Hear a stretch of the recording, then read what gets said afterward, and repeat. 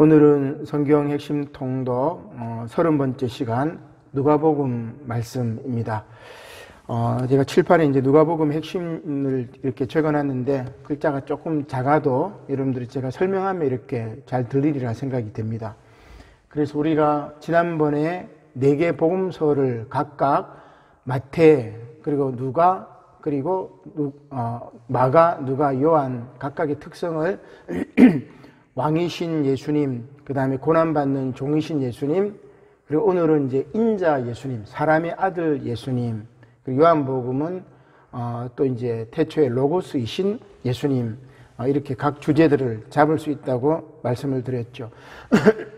오늘 이제 누가복음은 인자 예수님, 사람의 아들에 대한 이야기인데, 오늘 지금 방금 우리가 읽었던 누가복음 1장에 보니까 누가 이 글의 저자, 이 누가인데, 누가는 이방인입니다. 유대인이 아니에요. 이방인이고 의사입니다. 의사. 그리고 역사학자입니다. 역사를 쓰는 사람. 그래서 누가가 또 쓴 이 성경이 있죠. 사도행전이라고 이야기를 하는데, 누가복음과 사도행전을 통해 가지고 역사의 기록을 데오빌로 각하에게 전한다. 뭐 이렇게 이야기를 하고 있는 거죠. 그리고 이제 의사이고 역사가이기 때문에 객관적인 실증 자료들을 많이 사용하고, 그리고 역사를 쓰기 때문에 그 당시 역사라든지 그 당시 서사시라든지 그런 문학 형식들을 굉장히 잘 알고 있었습니다.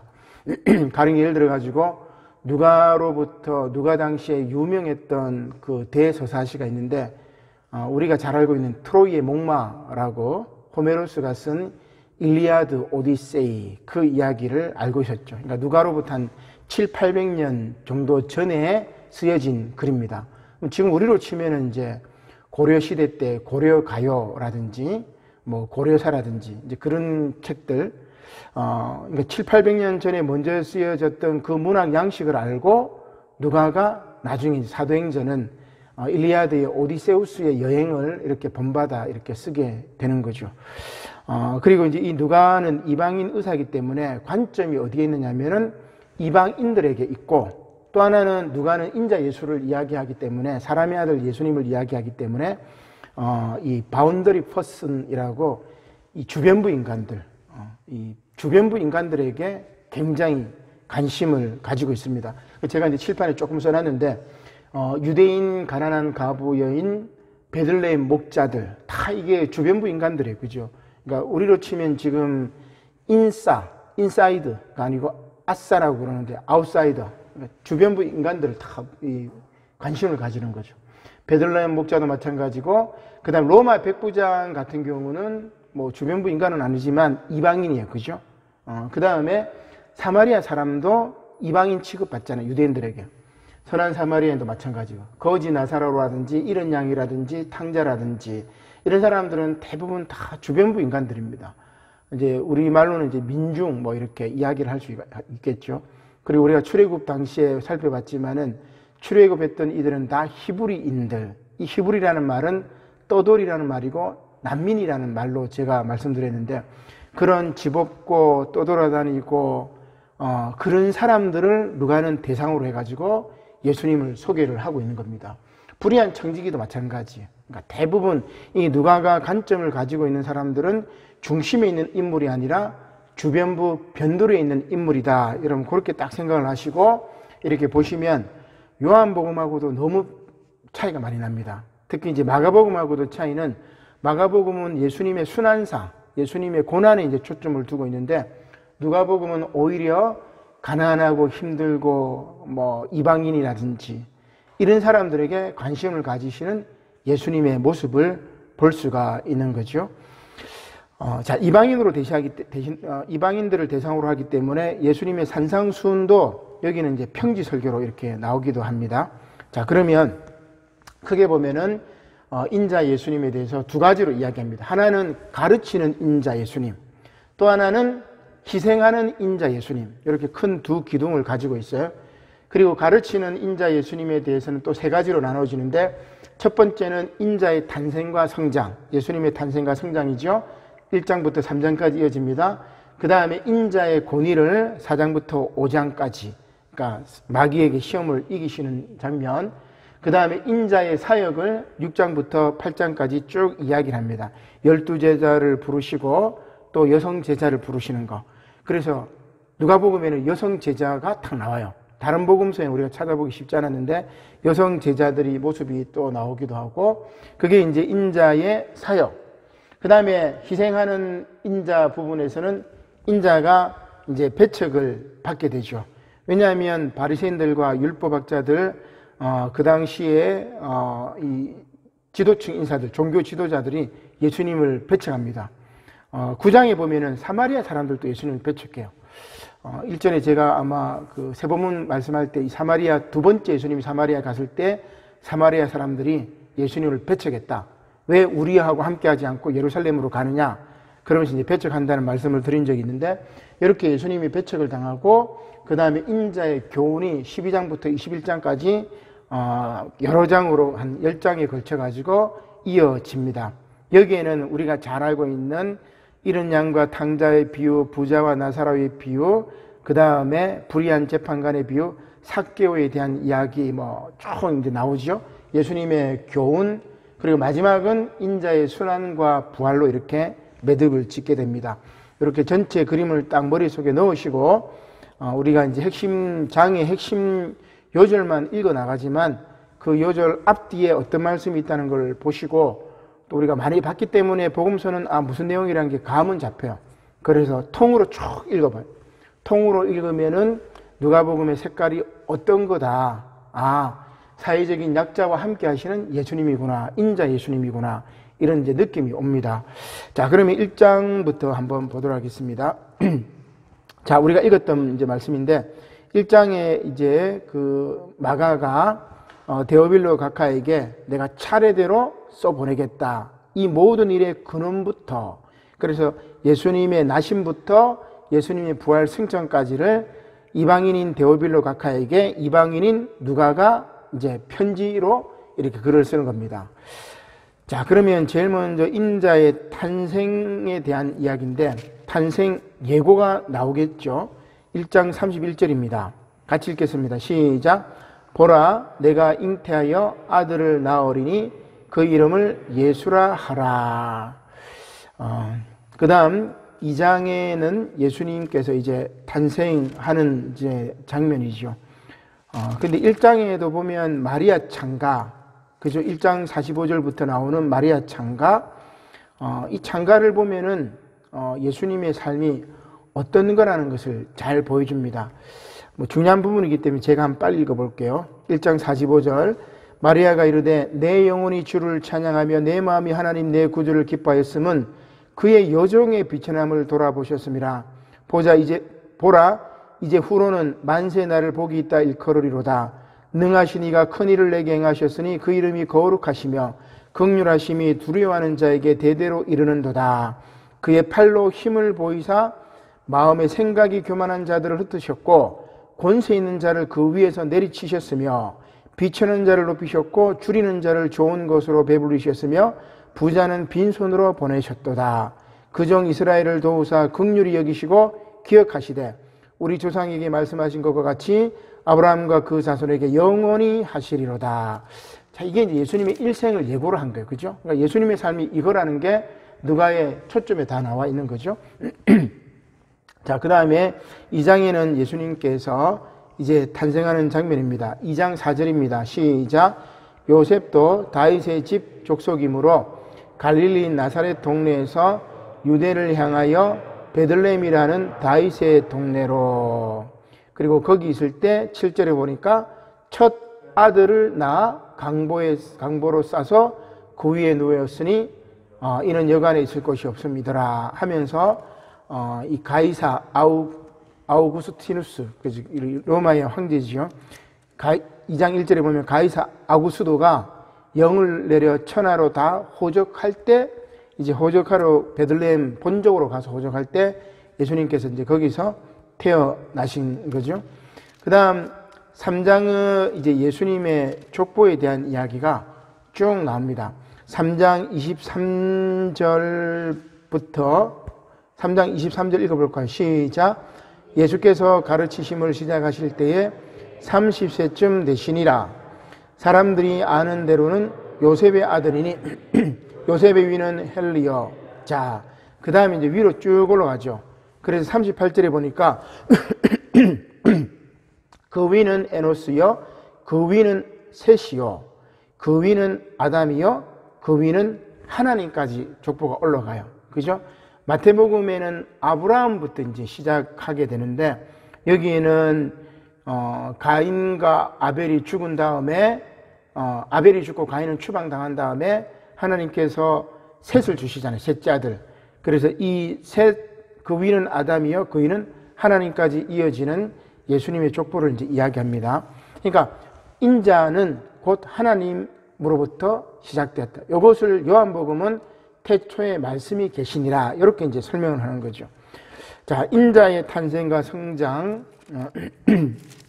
예수님의 이제 족보까지 쭉 나왔고, 그 다음에 4장은 인자의 고뇌입니다. 예수님께서 이제 시험을 받으시는 거죠. 시험 받는 장면들은 뭐 우리가 너무 잘 아는데 4장 2절입니다. 시작. 마귀에게 시험을 받으시더라. 이 모든 날에 아무것도 잡수시지 아니하시니 날수가 다음에 줄이신지라.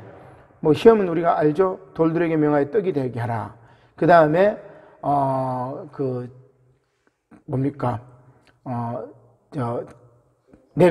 나에게 절을 하면 너에게 모든 것을 주겠다. 7절에. 그리고 9절에 보니까 네가 만약 하나님의 아들이거든 여기서 뛰어내리라. 세 가지 이제 시험을, 예수님은 하나님을 시험하지 말라, 이렇게 말씀으로 시험을 극복하게 됩니다. 자, 그 다음에 5장에는 중풍병자를 고치시는 장면이지요. 5장 18절입니다. 시작.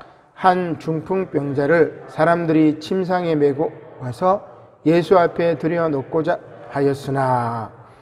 19절. 무리 때문에 메고 들어갈 길을 얻지 못한지라 지붕에 올라가 기아를 벗기고 병자를 침상째 무리 가운데로 예수 앞에 달아내리니.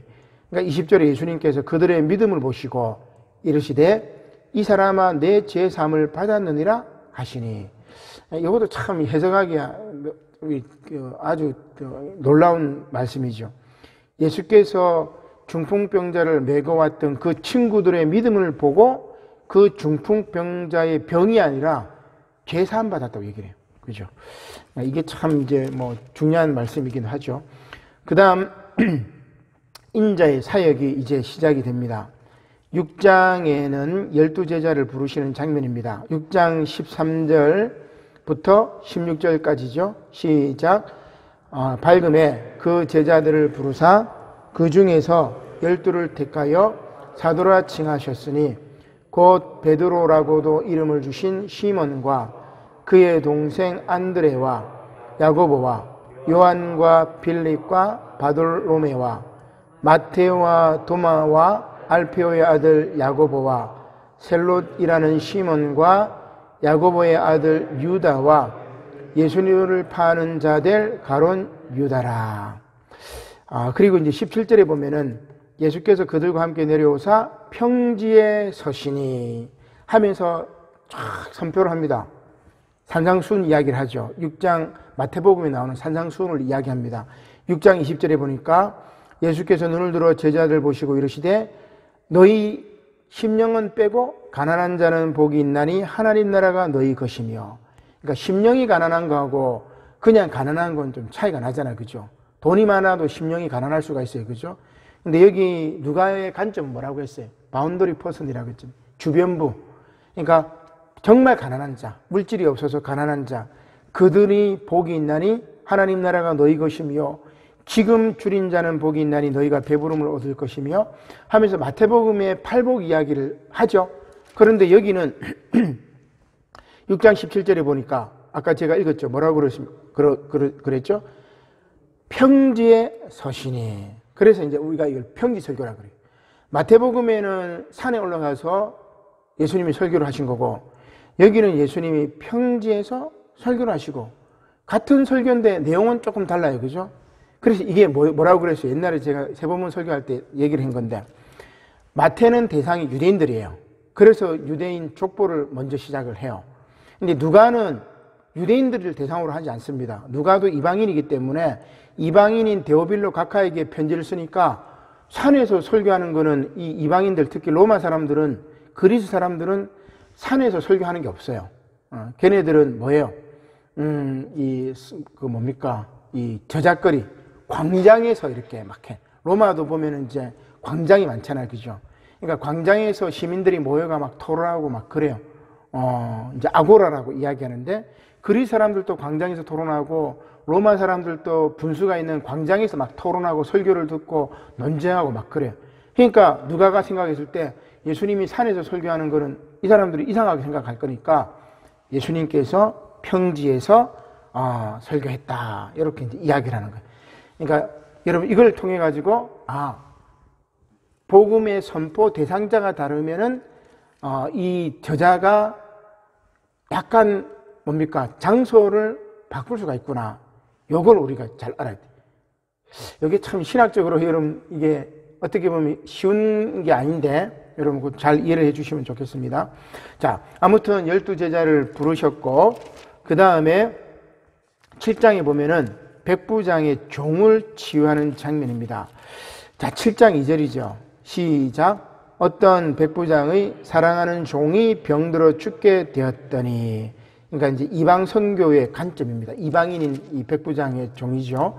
자, 그 다음에 8장으로 넘어가면 예수님께서 그 12제자와 함께 또 여성 제자를 부르시는 장면이 누가복음에 나옵니다.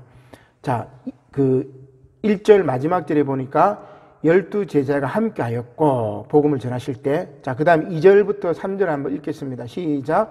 또한 악귀를 쫓아내심과 병 고침을 받은 어떤 여자들 곧 7 귀신이 나간 자 막달라인이라는 마리아와 헤롯의 청지기 구사의 아내 요한나와 수산나와 다른 여러 여자가 함께하여 자기들의 소유로 그들을 섬기더라. 여성 제자들이 12제자 사도들을 또 예수님을 섬겼다는 그런 이야기죠. 그래서 여성 제자들이 나온다. 그 부분 우리가 한번 살펴보시고, 이렇게 예수님이 인자의 아들로서, 사람의 아들 인자로서 사역을 펼치십니다. 자, 이렇게 사역을 펼치셨는데 배척을 당하지요.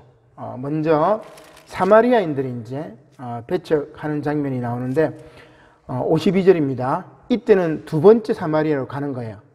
요한복음 4장에 보면 첫 번째 사마리아로 갔을 때 사마리아 우물가 여인이 예수님을 영접하고 마을 사람들 다 예수님을 영접했잖아요. 이제 두 번째 사마리아 갔을 때입니다. 자, 52절 시작. 사자들을 앞서 보내심에 그들이 가서 예수를 위하여 준비하려고 사마리아의 한 마을에 들어갔더니 예수께서 예루살렘을 향하여 가시기 때문에 그들이 받아들이지 아니하는지라. 그래서 56절에 다른 마을로 가시니라. 그러니까 사마리아인들이 거부한 이유가 뭐냐면은 예수님께서 사마리아에서 복음을 전하고 이렇게 하시면 좋은데 예루살렘으로 가시려고. 그래서 사마리아 사람들 생각은 당신도 유대인이구나. 그래, 그때는 와서 우리하고 함께 있는데 지금 당신 또 예루살렘으로 가려는구나 하면서 배척을 해버린다는 그런 이야기죠. 근데 여러분 뭐예요? 예수님께서 예루살렘 가시는 이유가 뭐죠? 예루살렘 성전을 뒤집어 엎으려고 가는 거예요. 그죠? 그 당시 유대교 종교 지도자들을 뒤집어 엎으려고 간다는 거예요. 그러니까 사마리아 사람들이 예수님의 그걸 깨닫지 못한 거죠. 자, 그래서 예수님께서 58절에 여우도 굴이 있고 공중의 새도 집이 있으되 인자는 머리 들 것이 없다고 이야기를 하십니다. 자, 그 다음에 예수님을 이제 율법사들이 시험을 합니다. 10장 25절 시작. 어떤 율법 교사가 10장 25절 어떤 율법 교사가 일어나 예수를 시험하여 이르되 선생님 내가 무엇을 하여야 영생을 얻으리까? 여기 이제 선한 사마리아인 비유가 나오죠. 자, 그 다음에 11장에는 주기도문도 나오지만은 이제 바리새인들과 율법학자들이 예수님을 배척하는 장면들이 쭉 나옵니다. 47절 말씀을 한번 읽어볼까요? 시작. 화 있을진저 너희는 선지자들의 무덤을 만드는도다. 그들을 죽인 자도 너희 조상들이로다. 자, 바리새인과 율법학자들의 조상까지 들먹이면서 너희들이 선지자들을 죽였다고 얘기를 해요. 그러니까 예수님은 유대교 종교 지도자들 입장에서 봤을 때는 죽일 수밖에 없어요. 성전도 막 부정하죠. 그 다음에 율법도 부정하죠. 모세 율법도 부정하죠. 이 율법자들의 율법학자들의 조상까지 부정하죠. 예수님을 죽여야 돼요. 바울도 마찬가지. 바울 입장에서도 예수님을 따르는 이들을 죽여야만이 유대교가 바로 선다고 생각하는 거예요. 자, 그 다음에 이렇게 인자가 이제 배척을 받았지만 그럼에도 불구하고 예수님께서 이제 교훈을 쭉 선포하십니다. 그게 이제 12장부터 21장까지 쭉 이어지는데, 자, 첫 번째 12장에는 어리석은 부자에 대한 비유입니다. 16절 시작. 또 비유로 그들에게 말하여 이르시되 한 부자가 그 밭에 소출이 풍성하매 17절 심중에 생각하여 이르되 내가 곡식 쌓아둘 곳이 없으니 어찌할까 하고 18절 또 이르되 내가 이렇게 하리라 내 곡간을 헐고 더 크게 짓고 내 모든 곡식과 물건을 거기 쌓아두리라 평안하리라. 근데 어때요? 20절에 하나님은 이르시되 어리석은 자여 오늘 밤에 내 영혼을 도로 찾으리니 그러면 내 준비한 것이 누구의 것이 되겠느냐. 그래서 자기를 위하여 재물을 쌓아두고 하나님께 대하여 부여하지 못한 자가 이와 같으니라. 그러니까 하나님께 대하여 부여하라, 그 이야기죠. 자, 그 다음에 13장의 말씀은 회개의 경고입니다. 13장 3절 말씀 시작. 너희에게 이르노니 아니라 너희도 만일 회개하지 아니하면 다 이와 같이 망하리라. 회개의 중요성을 이야기합니다. 14장은 안식일의 본질에 대한 이야기입니다. 자, 3절 시작. 예수께서 대답하여 율법 교사들과 바리새인들에게 이르시되 안식일에 병 고쳐주는 것이 합당하냐 아니하냐. 그죠? 안식일에 병 고쳐주는 것은 합당하죠. 인자는 안식일의 주인입니다. 그죠? 그런데 안식일 율법을 가지고 사람을 옳가매는 것은 옳지 않다, 그런 이야기죠. 그 다음에 15장 말씀은 그 유명한 잃은 양, 잃은 드라크마, 잃은 아들에 대한 비유입니다. 잃어버린 탕자죠. 그래서 11절에 보니까 시작. 또 이르시되 어떤 사람에게 두 아들이 있는데, 그래서 둘째가 뭐라고 합니까? 18절에 같이 읽어보겠습니다. 시작. 내가 일어나 아버지께 가서 이르기를 아버지 내가 하늘과 아버지께 죄를 지었사오니. 그래서 하늘과 아버지께, 하나님 그리고 아버지께 죄를 지었다 하면서 회개하고 돌아오는 장면입니다. 그 다음에 16장에는 한 부자하고 나사로 이 비유이죠. 19절입니다. 시작. 한 부자가 있어 자색 옷과 고운 베옷을 입고 날마다 호화롭게 즐기더라. 20절. 그런데 나사로라 이름하는 한 거지가 헌데투성이로 그의 대문 앞에 벌어진 채. 그래서 부자의 상에서 떨어지는 것으로 배불리려고 했는데 개들이 와가지고 그 상처 헌데를 막 핥아 버립니다. 근데 그 거지 나사로는 죽어가지고 천사들에게 받들려 22절을 아브라함의 품에 들어가고, 부자도 죽어 장사되어가지고 23절에 보니까 어디에 가 있습니까? 음부에서 고통 중에 눈을 들어 멀리 아브라함과 그의 품에 있는 나사로를 봅니다. 그래서 나사로를 보내가지고 그 손가락 끝에 물을 찍어서 내 혀를 좀 서늘하게 해주세요. 내가 이 불꽃 가운데서 괴로워하나이다. 불지옥이죠, 그죠? 그런데 25절에 이렇게 이야기합니다. 아브라함이 이르되 예, 너는 살았을 때 좋은 것을 받았고 나사로는 고난을 받았으니 이것을 기억하라. 이제 그는 여기서 위로를 받고 너는 괴로움을 받느니라. 그러니까 지금 뭡니까? 누가의 대상은 가난한 이들입니다. 베들레헴 목자라든지 이방인이라든지 거지 나사로라든지 잃어버린 사람이라든지 뭐 이 땅에서 힘들고 어려워하는 사람들에게 위로가 주는 말씀이죠.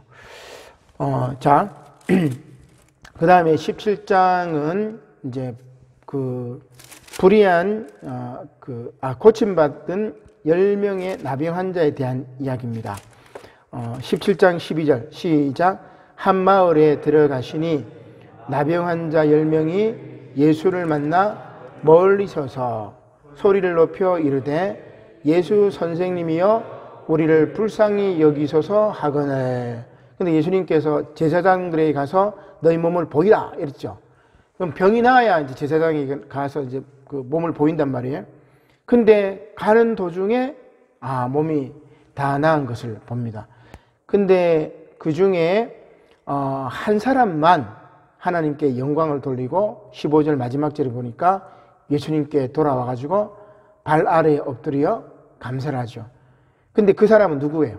나머지 9명은 뭐 유대인들도 있겠고 뭐 사마리아인도 있겠고 뭐 여러 가지 이제 사람들이 있겠죠. 그러니까 10명의 이제 나병 환자가 있었으니까.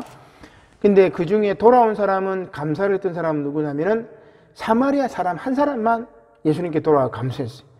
그래서 예수님이 18절에 이렇게 얘기합니다. 이 이방인 외에는 율법에 소외된 사람이 이방인이에요. 이 이방인 외에는 하나님께 영광을 돌리러 돌아온 자가 없느냐 다 이야기하시고 일어나라 가라 내 믿음이 너를 구원하였느니라. 그래서 육신의 병도 고치고 영혼도 구원받는 놀라운 역사가 이방인에게 있었다는 그 이야기입니다. 자, 그 다음에 18장은 불의한 재판관과 한 과부의 이제 이야기죠. 18장 2절입니다. 시작. 이르시되 어떤 도시에 하나님을 두려워하지 않고 사람을 무시하는 한 재판장이 있는데 그 도시에 한 과부가 있어 자주 그에게 가서 내 원수에 대한 나의 원한을 풀어주소서 하되. 그러니까 이 여인이 계속 와서 번거롭게 하니까 그 원한을 풀어준다 그 이야기겠죠. 그래서 가난한 과부의 기도를 들어주시는 하나님 이렇게 이제 이야기를 할 수 있습니다. 자, 그 다음에 19장에는 삭개오입니다. 삭개오는 사람들에게 손가락질을 당하는 세금 거두는 사람이죠. 세리. 자, 세리장입니다. 19장 2절 시작. 삭개오라 이름하는 자가 있으니 세리장이요 또한 부자라. 근데 이제 삭개오가 죄인의 집에 그 7절에 보세요. 무사람이 보고 수군거려 이르되 저가 죄인의 집에 유하러 들어갔다. 삭개오를 죄인 취급한단 말이에요. 그죠? 근데 삭개오가 이제 예수님을 받아들인 다음에 이야기합니다. 8절 시작. 삭개오가 서서 주께 여짜오되 주여 보시옵소서 내 소유의 절반을 가난한 자들에게 주겠사오며 만일 누구의 것을 속여 빼앗은 일이 있으면 내 갑절이나 갚겠나이다. 9절 예수께서 이르시되 오늘 구원이 이 집에 이르렀으니 이 사람도 아브라함의 자손이미로다. 그죠? 요게 이제 구원의 방식이 달라요. 그죠? 우리가 요한복음의 구원은 영생의 조건은 뭐였어요? 지난주에 예수 그리스도를 아는 것이 하나님과 예수 그리스도를 아는 것이 영생이니라 그렇게 우리가 배웠잖아요. 근데 누가복음은 또 달라. 왜냐하면 요 관점이 다르기 때문에. 그래서 가난한 자들에게 베풀고 그 다음에 나누어 주고 그러면 네가 구원받는다고 딱 얘기를 해. 그러니까 여러분 우리가 구원의 방식들이 다르다고 어떤 게 옳고 어떤 게 그게 아니에요. 다 맞는 거, 다 맞아. 그죠? 그렇게 우리가 받아들여야 되겠죠. 누가복음의 상황에서 요한복음의 상황에서 또 뭡니까? 바울의 또 입장은 또 달라요. 바울은 십자가와 부활을 주장하기 때문에 십자가와 부활을 믿는 사람들에게 구원이 주어진다고 이야기를 하죠. 그러니까 관점들이 다 달라요. 관점이 다르다고 틀린 게 아니에요. 제가 말씀드렸잖아요. 제가 앞에 있는 숫자는 6으로 보이지만 여러분들이 보는 거는 9로 보인단 말이에요. 그죠? 그래서 이게 이 성경에 있는 저자들이 보는 관점들이 다르다고 어떤 게 옳고 어떤 게 그런 것이 아니라 상황에서 그렇게 이야기하는구나. 그리고 그 본질은 뭐예요? 구원에 있다는 말이에요. 예수를 통한 구원에 있다는 것. 자, 그 다음 20장 말씀입니다. 악한 농부입니다. 예수님을 이제 배척하는 이제 맥락인데 20장 9절 말씀 시작. 그가 또 이 비유로 백성에게 말씀하시기 시작하시니라. 한 사람이 포도원을 만들어 농부에게 새로 주고 타국에 가서 오래 있다가 이제 소출을 받으려고 종을 보냅니다. 종을 때려가지고 거저 보내. 다른 종을 보내니 또 능력하고 거저 보내. 세 번째 종을 12절에 보내니까 이 종도 상하게 하고 내쫓아 버리니까 포도원 주인이 야 어떻게 할까? 13절에 뭐라고 이야기합니까? 내 사랑하는 아들을 보내리니 그들이 혹 그는 존대하리라 하였더니 농부들이 그를 보고 의논합니다. 야 얘는 상속자니까 죽여버리고 그 유산을 우리 것으로 만들자. 자 그러면 어떻게 하겠습니까? 포도원 주인이 오면은 16절이죠. 와서 그 농부들을 진멸하고 포도원을 다른 사람에게 주리라. 그리고 유명한 비유가 납니다. 17절에 그들을 보시며 이르시되 그러면 기록된 바 건축자들의 버린 돌이 모퉁이의 머릿돌이 되었느니라 함이 어찌미냐. 건축자들이 버린 돌이 뭡니까? 버린 돌은 필요 없는 돌이에요. 그죠? 예쁜 모양 만든 다음에 쪼갠 다음에 모양 낸 다음에 필요 없는 버린 돌이라. 여기 있는 누가의 대상 바운더리 퍼슨이라고 제가 얘기했는 변두리 있는 인간들, 이들은 다 우리 사회의 인사이드에 들어가지 못해가지고 버림받은 이들입니다. 그죠? 그 버린 돌이 모퉁이 돌이 되는 역사가 누가복음이 바라보는 하나님의 나라, 하나님의 역사. 그걸 위해서 삭개오는 자기 모든 것을 버린 거고, 그 다음에 한 부자는, 거지 나사로 한 부자는 자기 것을 나사로에게 나눠주지 못해가지고 죽어 불지옥에 가가지고 고통을 당하는 거. 그러니까 누가복음을 읽으면 섬찟해요. 그죠? 이런 누가복음 이 말씀은 강남 대형교회에서 선포가 되겠는가? 어떻게 해석할까? 목사님들이. 이대로 안 합니다. 그죠? 그래서 심령이 가난한 자는 뭐 복이 있나니 누가복음이나 마태복음으로 싹 바꿔버리겠죠. 그죠? 심령이 뭐 정치 그다음에 재계에 있는 뭐 엄청난 사람들이 강남 부자 교회들은 있지 않겠어요. 그죠? 그런 사람들에게는 이 누가복음은 참 이렇게 피해가는 복음서입니다. 그죠? 그래서 영혼 구원 이야기하면서 다른 말씀을 이야기하죠. 근데 그 틀린 건 또 아니야. 그죠? 그러니까 그래서 우리는 성경을 전체적으로 다 이렇게 봐야 돼. 쭉 이것도 배제하지 말고 이것도 배제하지 말고 다 이렇게 보는 게 중요하겠죠. 자, 이렇게 이제 예수님이 이제 말씀하신 다음에 말세에 대한 이야기를 합니다. 21장이죠. 21장 7절입니다. 시작. 그들이 물어 이르되 선생님이여 그러면 어느 때에 이런 일이 있겠사오며 이런 일이 일어나려 할 때에 무슨 징조가 있사오리까? 자, 말세의 징조입니다. 우리 마태에도 나왔고 마가에도 나왔다. 그죠? 자, 첫 번째 말세의 징조는 뭡니까? 8절에 보니까 미혹을 받지 않도록 주의하라. 많은 사람이 내 이름으로 와서 이르되 내가 그라 하며 뭐예요 이거? 내가 그라.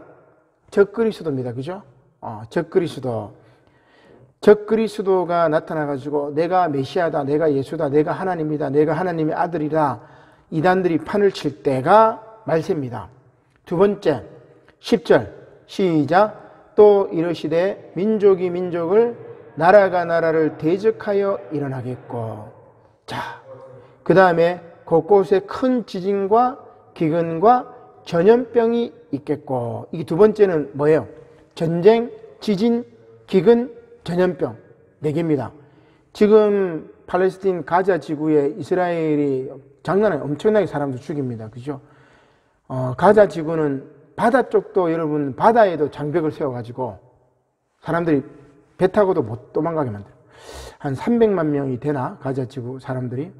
그 가자 지구 사람들 벽을 쌓아가지고 육지로도 못 나가게 하고 바다로도 못 나가게 하고 거기다 폭격해서 사람을 죽이는 거예요. 근데 이스라엘이 이제 그렇게 무자비하게 미얀마 사태하고 비슷한 거예요. 어떻게 보면 미얀마는 이제 군부들이 이제 그렇게 하는 거겠지만 이스라엘은 팔레스틴 사람들을 그렇게 잔인하게 죽인단 말이에요. 그러면 미얀마하고 똑같이 미국이나 유엔이나 뭐 유럽이나 격분을 해야 되는데 미국은 또 이스라엘 편들어. 지금 여러분 성경에 나와 있는 이 이스라엘하고 지금 이스라엘하고 조상은 같지만 조상은 같은 사람들이지만은 지금 이 사람들은 그 옛날에 예수님을 죽였던 그 무리들이에요. 어떻게 보면 제가 볼 때 이스라엘은 선민이고 복받은 하나님의 백성으로 선택함을 받았지만 예수님을 죽였던 무리들이고, 그리고 지금 뭐예요?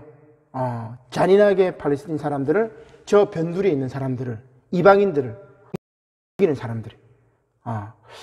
저는 막 극단적인 생각까지 한 적이 있는데, 히틀러가 유대인들을 이런 말하면 위험합니다. 그죠? 그러니까 히틀러가 유대인, 이제 독일 민족이 우수하다 해가지고 유대인들을 막 이제 학살하고, 집시들도 학살하고, 동성애자들도 죽여버리고, 뭐 다 이렇게 이런 바운더리에 있는 이 변두리에 있는 주변부 인간들을 막 다 죽여버린 거예요. 그죠? 그때 유대인들도 같이 이제 죽여버린 건데, 근데 유대인들이 이제 자기들도 그렇게 고통을 당했으면은 지금 팔레스틴인들이 그 고통을 지금 당하는 거잖아. 그러면 이 사람들이 그렇게 생각하면 안 돼요. 그죠? 근데 유대인들은 2000년 동안 나라 없이 떠돌았기 때문에 우리가 여기서 밀리면 끝이다, 그런 생각하는 것 같아요. 그리고 하나님이 주신 이 성경 말씀을 통해 가지고 유대인들은 계속 교육하잖아요.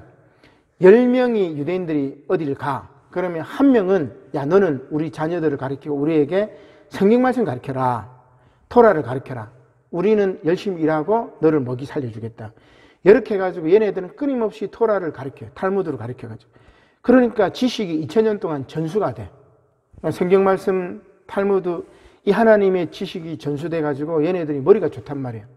그래서 미국의 재계와 정계를 움직여가지고 노벨상도 가장 많이 받잖아요. 그 좋은 머리로 지금 뭐 하고 있는 거예요? 팔레스틴 저 약한 사람들을 죽이는 데 써먹고 있어요. 그 분노해야 돼요. 제가 볼 때는 분내야 되고, 이스라엘 사람들이 잘못된 거예요. 그리고 미국이 이스라엘을 지금 옹호하는 것도 잘못된 거죠. 어떻게 보면. 그래서 민족이 민족을, 그죠? 이거는 이스라엘 민족이 팔레스틴 민족을 죽이는 거죠. 전쟁하는 거죠. 그 다음에 나라가 나라를 대적하여 전쟁이 일어나. 나중에 이제 지금은 중국하고 미국하고 한율 전쟁이 일어나고 무역 전쟁이 뭐 일어났었는데, 지금 어떻게 될지 모르겠지만 전쟁이 일어나고, 그 다음에 지진은 우리 많이 일어났죠. 후쿠시마 같은 경우도 지진 때문에 원전 또 이제 파괴되고 그랬는데, 기근, 그 다음에 전염병. 지금 뭐예요? 코로나가 전염병이죠. 그 다음에 무서운 일과 하늘로부터 큰 징조들이 있고, 그 다음에 세 번째는 뭡니까? 12절. 이 모든 일 전에 내 이름으로 말미암아 너희에게 손을 대어 박해하며. 예수님으로 말미암아 박해를 받는 거예요. 지금 코로나 때문에 우리가 예수님 이름을 망령되이 일컫죠. 그죠? 예수님 이름 때문에 박해받는 건 맞아. 교인들이 지금 막 세상 사람들로부터 박해를 받으니까. 그러면 뭐예요? 지금 적그리스도 나타났고, 전쟁도 일어났고, 지진과 기근과 전염병도 일어났고, 그리고 예수 믿는 사람들이 정말 하늘의 복음으로 말미암아 나쁜 세상 사람들한테 박해를 받는 것이 아니라 우리의 잘못으로 세상으로 이제 박해를 받는 것만 차이가 나지, 지금 말세가 가까웠다, 이렇게 볼 수 있습니다. 자, 17절 한번 볼게요. 17절 시작. 또 너희가 내 이름으로 말미암아 모든 사람에게 미움을 받을 것이나, 18절 너희 머리털 하나도 상하지 아니하리라. 그러니까 예수의 이름으로 승리하리라 말씀이죠. 자, 마지막 때가 가까이 왔다. 그날은 언제인지 몰라요. 그날은 도적같이 임합니다. 그래서 내일 지구에 멸망이 올지라도 오늘 사과나무 한 그루를 심는 거죠. 오늘 이 순간을 최선을 다해서 사는 게 종말을 맞이하는 그겁니다. 그죠? 여러분, 그게 굉장히 중요해요. 자, 그 다음 22장부터는 이제 인자의 순환과 부활에 대한 이야기입니다. 최후의 만찬이 22장 19절에 나오죠. 시작. 또 떡을 가져 감사 기도하시고 떼어 그들에게 주시며 이르시되 이것은 너희를 위하여 주는 내 몸이라. 너희가 이를 행하여 나를 기념하라 하시고, 20절 저녁 먹은 후에 잔도 그와 같이 하여 이르시되 이 잔은 내 피로 세우는 새 언약이니 곧 너희를 위하여 붓는 것이라. 최후의 만찬, 성찬에 대한 이야기죠. 그 다음에 세례도 성찬입니다. 그 다음 감난산에 가서 기도하십니다. 22장 42절 시작. 이르시되 아버지여, 22장 42절 시작. 이르시되 아버지여, 만일 아버지의 뜻이거든 이 잔을 내게서 옮기시옵소서. 그러나 내 원대로 마시옵고 아버지의 원대로 되기를 원하나이다 하시니. 그 다음에 61절에 보니까 베드로가 부인하죠. 시작. 주께서 돌이켜 베드로를 보시니 베드로가 주의 말씀 곧 오늘 닭 울기 전에 내가 3번 나를 부인하리라 하심이 생각나서. 자, 그 다음에 23장 말씀은 예수님께서 십자가에 못 박히십니다. 33절 시작. 해골이라 하는 곳에 이르러 거기서 예수를 십자가에 못 박고 두 행악자도 그렇게 하니 하나는 우편에 하나는 좌편에 있더라. 그 다음 24장 마지막 절은 예수님의 부활입니다. 7절 시작.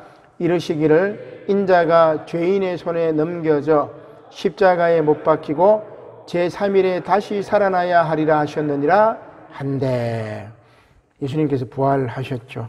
그리고 부활하신 예수님의 모습이 이제 쭉 엠마오로 가는 길에서 나타나는데, 여기서 한번 살펴볼 말씀이 그 30절 말씀입니다. 24장 30절 시작. 그들과 함께 음식 잡수실 때에 떡을 가지사 축사하시고 떼어 그들에게 주시니 그들의 눈이 밝아져 그인 줄 알아보더니. 그가 누구겠어요? 예수님입니다. 그죠? 그러니까 떡을 나누어 먹을 때 부활하신 예수님을 만나게 된 거죠. 그죠? 요게 이제 누가의 관점이 계속 이렇게 이어지는 겁니다. 그 다음 마지막 51절에 부활하신 예수님께서 51절입니다. 시작. 축복하실 때에 그들을 떠나 하늘로 올려지시니. 52절에 그들이 그에게 경배하고 큰 기쁨으로 어디로 돌아가? 예루살렘에 돌아가 늘 성전에서 하나님을 찬송하니라. 왜냐하면 예루살렘에 성령께서 오신다고 이야기를 하셨고, 예루살렘과 온 유대와 사마리아와 땅끝까지 이르러 내 증인이 되라고 했으니까. 그래서 이번 주가 이제 성령 강림절이에요. 예수님이 부활 승천하신 다음에 50일이 지나, 그럼 오순절이죠. 그죠? 50일이 지난 오순절 날에 예수님께서 약속하셨던 성령께서 오십니다. 이번 주 세 본문이 이제 성령께서 오시는 그 얘기인데, 성령께서 오셔가지고 이제 교회가 시작이 되어서 예수님의 이 사랑, 인자 예수님의 사랑을 막 증거해요. 바울은 그걸 받아들이지 않다가 다메섹에서 예수님을 만나고 유대교에 열심히 했던 바울이 관점 확 180도 바꿔버립니다. 그죠? 우린 전향이라고 이제 이야기를 하는데, 그리고 예수님의 십자가와 부활을 전파하면서 그 바울의 이야기를 들었던 소아시아와 마케도니아와 그리스와 로마의 사람들이 기독교인들이 되고, 그들이 세상을 바꾸고 나중에 로마의 국교가 되고, 그 다음에 뭐예요? 유럽의 기독교가 뭡니까? 유럽인들이 기독교를 믿게 되고, 그 다음에 그들이 아메리카로 넘어가서 그 다음에 태평양을 건너서 복음이 지금 이렇게 전해되는 거예요. 그죠? 이게 이제 이 역사라고 할 수 있습니다. 근데 그 복음의 본질이 뭐예요? 오늘 누가를 통해서는 가난한 가보 유대인과 베들레헴 목자라든지 이방인이었던 로마 백부장이나 또 사마리아 사람이나 거지 나사로나 잃어버린 탕자라든지 불의한 청지기라든지, 그 다음에 불의했던 죄인이었던 삭개오, 그러나 그들이 회개하고 하나님 품으로 돌아왔을 때 하나님이 그들을 감싸안고 새 세상을 만들었던 거죠. 그 새로운 세상 하나님의 역사가 지금도 교회를 통해서 쫙 진행되고 있어요. 그런 맥락에서 우리 교회가 뭘 해야 되느냐, 교회의 존재의 목적이 뭔가를 우리가 고민해야 할 것입니다. 오늘 누가복음 말씀을 통해서 핵심을 잘 읽고 여러분 누가복음을 핵심을 읽은 다음에는 또 1장부터 그냥 쭉 읽어 나가 보세요. 그러면 말씀이 여러분들 가슴을 막 뜨겁게 하고 말씀을 통해서 막 이렇게 성령의 불이 막 임할 때가 있어요. 그게 진정한 성령 받은 거죠. 막 이렇게 막 이상한 막 신비 체험하고 막 이런 게 아니라 말씀을 통해서 가슴이 뜨거워지는 그런 성령 체험, 떡을 나누면서 베풀면서 느끼는 그런 성령의 체험, 이게 우리 한국 교회를 다시 살릴 것입니다.